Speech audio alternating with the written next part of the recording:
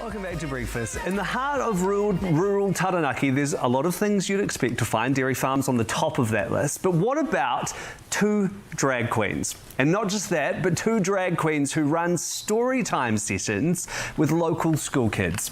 It's unique, but also a pretty incredible way to teach children about tolerance and acceptance. We are delighted to welcome now, in full drag no less, CoCo and Erika Flash. Morena, you two. Morena! Oh, this is fabulous. I'm so excited to have you both here, and you look amazing. Thank you so much for joining us. So do you, darling. Keep going. Thank you.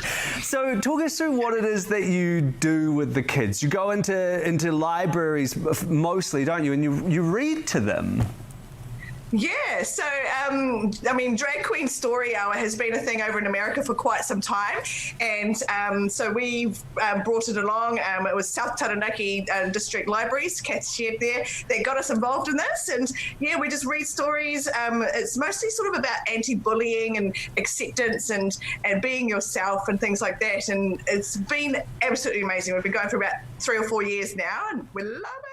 Could you talk a little bit about, that's interesting, the distinctions you're raising between the Frankfurt School and Benjamin in regard to the specific tools that Benjamin offers for anti-fascist education. And I think for listeners who may not be as familiar with the Frankfurt School, it might be useful to talk a little bit about how the Frankfurt School is useful for thinking about fascism and maybe anti-fascist education specifically, and then the distinctions with Benjamin specifically. Yeah, so many members of the Frankfurt School are deeply invested in the question of what is fascism and how to combat it. And there were many both empirical and theoretical studies done by various members of the school during the 40s and 50s. Concerning fascism and fascist political movements, but also the proto-fascist authoritarian personality, and also sort of fascist uses of technology and new media. And so it sort of like was an abiding interest of members of the Frankfurt School. And why is it that the working class turn fascist, essentially? Like why didn't they pick up arms and turn communist? Why is it that the working class struggles failed and fascism took over? And are the preconditions, both psychological, social, economic, and political, are they still in existence in liberal democracies? Are those tendencies still there? And do we need to worry about fascism returning at some point? And so, probably the most famous member of the Frankfurt School that dealt with these topics was Theodor Adorno, who was a sort of a key author of the book, The Authoritarian Personality, which was done in conjunction with American psychologists and sociologists. And, he then, after the war, Adorno returned back to Germany after having been exiled in the United States, and he became part of the denazification efforts in Germany.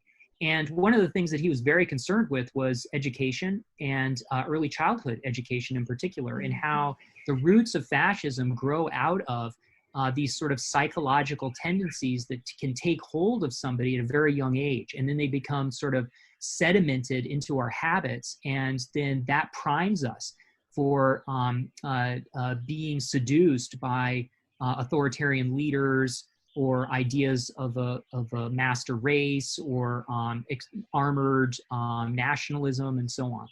And so 3 of the key traits that Adorno pinpointed were manipulativeness, coldness, and hardness. And manipulativeness really has to do with an individual's tendency to reduce the other to a means, never seeing them as an end in themselves, but sort of as a means to achieve another end, like a pawn, that you could manipulate. And then that also comes with sort of reifying the other, not seeing the other as a unique individual, but really seeing the other as a stereotype of some kind. And then hardness is sort of when those stereotypes become rigidified into us versus them. There are hard boundaries that are produced between you and the other, inside and outside. And then coldness is sort of the emotional or affective component to this, where we just lose the ability to feel the suffering of others, right? And so combined, these three things, they sort of form the crux of the proto-fascist personality type. And Adorno's solution for how to prevent this was really critical thinking, critical self-reflection. And so he really believed in the sort of the strength of thinking our way out of fascism. And what's different about Benjamin, at least the way I read him, is that it's, of course, critical thinking is extremely important. I am not saying that it is not a key aspect of this kind of anti-fascist education, but rather, what's fascinating about Benjamin is that it's less about thinking your way out of fascism and more feeling your way out of it. So it's very much about the body. It's about embodiment.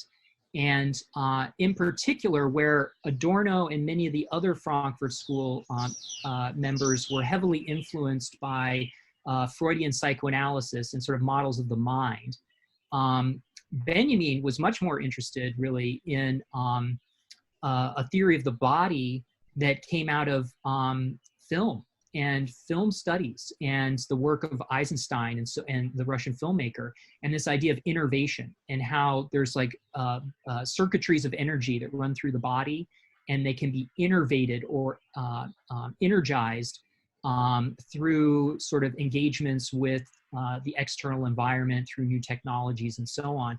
And so fascism really takes over on the innervative circuitry of the body. And so how is it that fascism can be combated on sort of that level, on the level of sort of energy? And so I think that that's just a really different model. And I think it's really a powerful model to use today when we live in this sort of hyper-real, affectively charged world of the media, where it seems as though people are reacting to images less on a kind of cognitive level of reason and more just in terms of like affective discharge or affective cathexis with what they're experiencing. You have been one of a number of scholars who has built out the concept of study as an alternative to the learning society. And I'm wondering if, you mentioned that part of the authoritarian personality studies were trying to locate those imminent tendencies, maybe transhistorical tendencies of fascism that adhere, and even in liberal democracies. Is there something reflective in the idea of the learning society and prescriptive forms of learning that might signify some of those tendencies? And how does study operate as maybe an antidote to anti-fascist education? For Benjamin, studying really, he says that it is, one, it can be done by anybody, so it doesn't take any preconditions to study, which itself is somewhat interesting to think about. So for instance, remember, hardness is a characteristic of the fascist, drawing clear boundaries between us versus them, inside versus outside, purity of race. They're always against sort of any attempt to, well, they want to immunize, right, the sort of white Aryan race against otherness. And so they want to build strict boundaries. And I think that that's just a dominant strand in most forms of racism, including American style racism.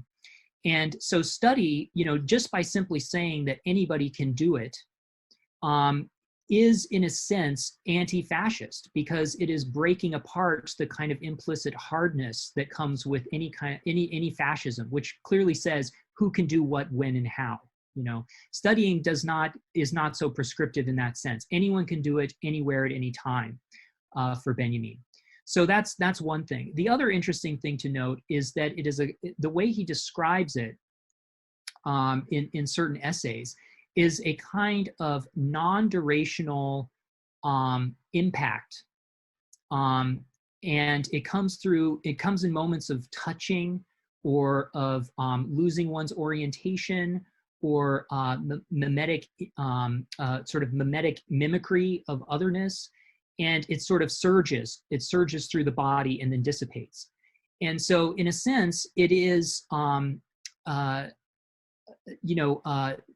studying, if it involves touch, really tries again to deconstruct boundaries, because touch is always about permeability and a sort of intimacy and vulnerability, a close proximity with otherness. And if you think of like mimesis, which is sort of imitation, and you can think of children here imitating adults or imitating animals or imaginary creatures or inanimate objects, it is a way of bringing otherness inside of the body through some kind of playful performance. And in that sense, it's a transforming of the body in relation to otherness and what a body can do. And it is innervating the body in a different way. So if a child imitates being a desk or a rock, the body's innervative circuits map differently than if they are imitating being a soldier at war, for instance. And so in a way, it breaks down the coldness of fascism, right? Because it allows you to imaginatively connect with otherness, to put yourself in the position of otherness in a kind of non-domineering, non-violent way. So those are some of the sort of anti or non-fascist dimensions of study that I find in Benjamin's work. Now, in terms of my work on Agamben study, and of course this is related to Benjamin, and it comes out of Agamben's own engagement with Benjamin. It's slightly different in the sense that fascism is ultimately about a kind of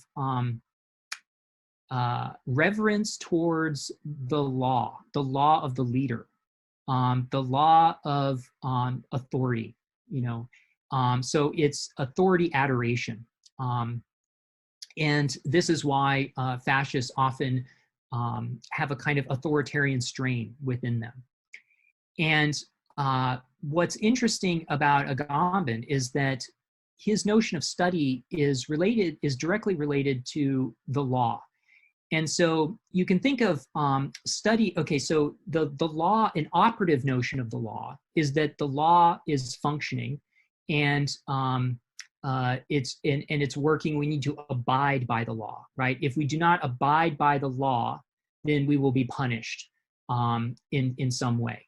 So the law here functions to dictate who can do what, when, and where. It dictates what is appropriate and not appropriate, what is legal, what is not legal, and so on and so forth. Agamben says that studying deactivates the law. It deactivates the law, or it renders the law inoperative. So instead of abiding by the law, instead of obeying the law, rather what you do is you read about the law, you study the law. Now, this is not accepting the law and the rule of law, but nor is it destroying the law and throwing it out. Rather, it's reading it. It's just studying it, meaning it's thinking or contemplating the law. And so in many ways, studying is anti-fascist in that it does not simply obey the law, but rather it deactivates the law in order to study the law, which then in turn opens the law up to new possibilities.